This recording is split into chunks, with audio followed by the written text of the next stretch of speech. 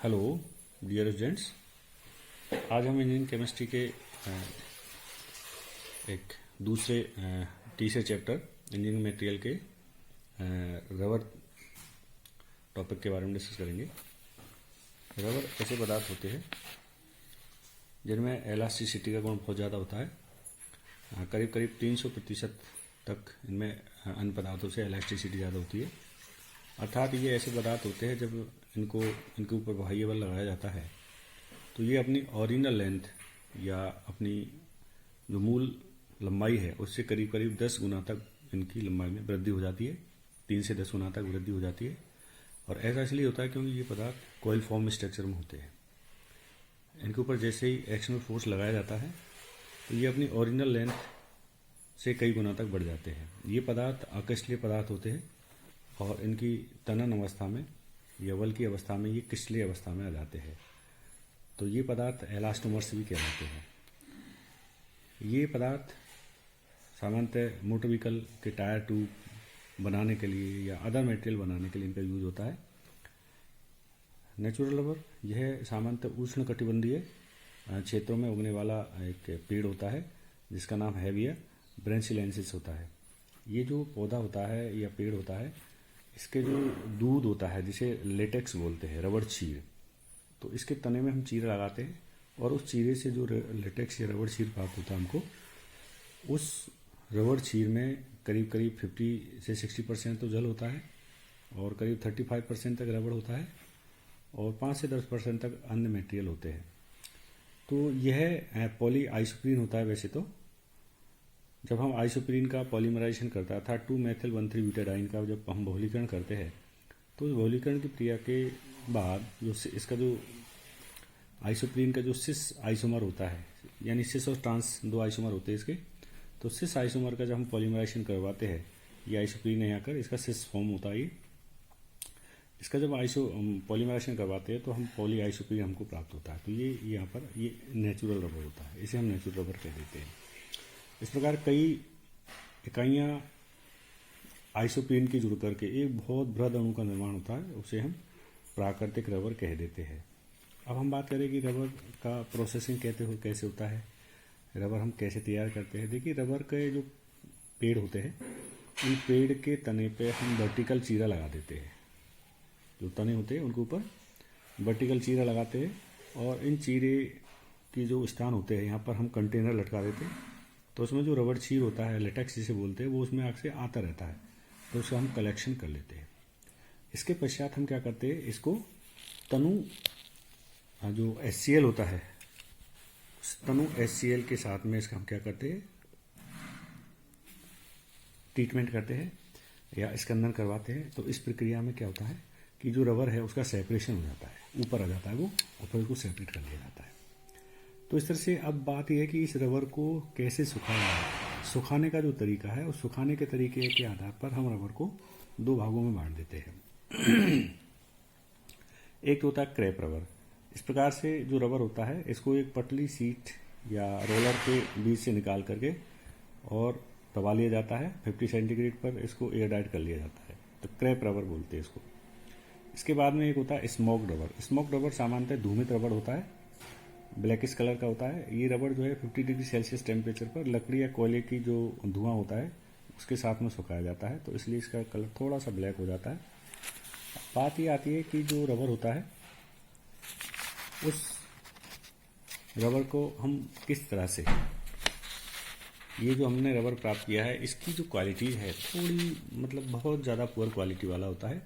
खास करके जो क्वालिटीज़ के बारे में हम जैसे डिस्कस करें, ये बहुत ज़्यादा वाटर को एब्जॉर्व कर लेता है, बहुत ज़्यादा वाटर अवशोषित करता है।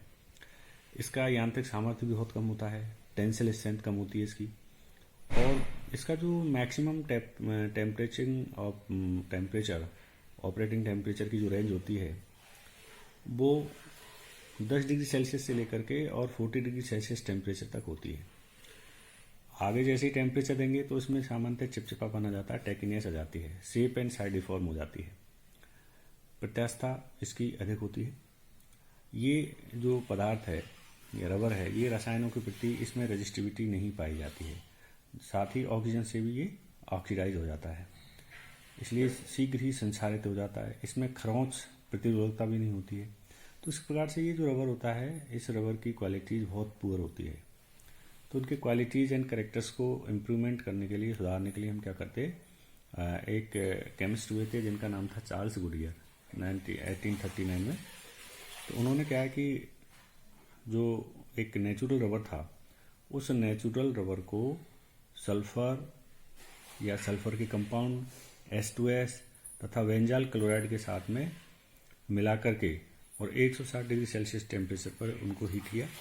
तो इससे क्या होता है कि सल्फर जो नेचुरल रबर में जो डबल बॉन्ड है, उस पॉइंट पे एक क्रॉस लिंकिंग बॉन्ड का फॉर्मेशन करता है, एक त्रिज्यीय बंध का निर्माण करता है, जिससे जो रबर है, उस रबर में एक तरह से जितनी भी कमियां हैं, वो सब कमियां दूर हो जाती है। और इस तरह से रबर में उसके जो विभिन्न ड्रॉबैक्स थे, या जो जैसे यांत्रिक सामर्थ्य में वृद्धि हो जाती है, उसमें स्टिफनेस जो है वो उसमें एक तरह से आ जाती है। और इसमें ये डिपेंड करता है कि स्टिफनेस कितनी आएगी, उसमें जो मिलाई गई सल्फर की मात्रा है वो सामान्यतः डिसाइड करती है कि उसमें कितनी स्टिफनेस आएगी। यानी 3% से हम 30% तक इसमें सल्फर का एक तरह से कंपाउंडिंग किया जाता है, मिक्सिंग किया जाता है। तो इस तरह से प्राप्त जो रबर है वो वल्कनीकृत रबर कहलाता है। ये जो रबर है, जैसे बैटरी केस होता है, उसमें 30% तक सल्फर होता है, जबकि जो नेचुरल रबर होता है, जो टायर वगैरह के लिए हम यूज़ करते हैं, उसमें 3% रबर होता है। नेचुरल रबर या प्राकृतिक रबर का, ये प्राकृतिक रबर की एक चेन हो गई एक तरह से। और इस प्राकृतिक रबर को एक तरह से हम जब वल्कनीकरण करेंगे 160 डिग्री सेल्सियस टेम्परेचर पर, यहाँ पर ये सल्फर है और इसके साथ में हम रिएक्शन करवाते हैं, तो यहाँ पर ये रिएक्शन होकर के पूरा का पूरा, ये इसका जो डबल बॉन्ड वाला पॉइंट था, इस डबल बॉन्ड वाले पॉइंट पर ये सल्फर का एक तरह से क्रॉस लिंकिंग हो जाता है। यहाँ पर ये क्रॉस लिंकिंग, इसी तरह से ये डबल बॉन्ड वाला पॉइंट था, एक दूसरी चेन है उसके साथ में रिएक्शन करेगी, अटैच होगी सल्फर के द्वारा, तो यहाँ पर ये का एक क्रॉस लिंकिंग हो जाती है। तो ये जो बॉन्ड है, that is called cross linking bond, अर्थात ये इसका त्रियक बंध होता है, जिसके कारण ये बहुत इसका जो रिजिड स्ट्रक्चर हो जाता है। तो इस प्रकार से जो भी सल्फर रबर के अंदर, नेचुरल रबर के अंदर जो भी ड्रॉबैक्स थी, जो भी कमियां थी, उसका वो सबकी सब कमियां एक तरह से यहाँ पर रिमूव हो जाती है और एक अच्छी क्वालिटी का जो रबर है वो हमको प्राप्त होता है। तो इस प्रकार से प्राप्त जो वल्कनीकृत रबर है वो अम्ल और क्षार की प्रति रेजिस्टिविटी हो जाती है, उसमें अच्छी तनन सामर्थ्य होती है, इलास्टिसिटी में भी कमी आती है, यांत्रिक सामर्थ्य बढ़ जाता है, संक्षारण प्रवृत्ति बढ़ती है, ऑक्सीजन या एयर के द्वारा उसका ऑक्सीडेशन नहीं होता है।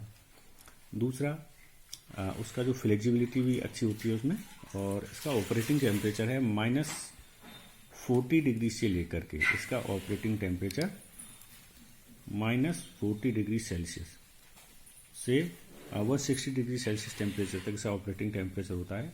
तो इस तरह से वल्कनीकरण के कारण रबर की क्वालिटीज़ में इम्प्रूवमेंट होता है, सुधार होता है। इसलिए हम क्या करते हैं, जो प्राकृतिक रबर होता है उस प्राकृतिक रबर का वल्कनाइजेशन करवाते हैं। और वल्कनाइजेशन अपने आप में एक प्रोसेस है, सल्फर के साथ में नेचुरल रबर को हीट करना, जिससे कि उसकी करेक्टर और क्वालिटीज़ इम्प्रूवमेंट हो जाए। तो ये प्रोसेस वल्कनाइजेशन कहलाता है। Thank you.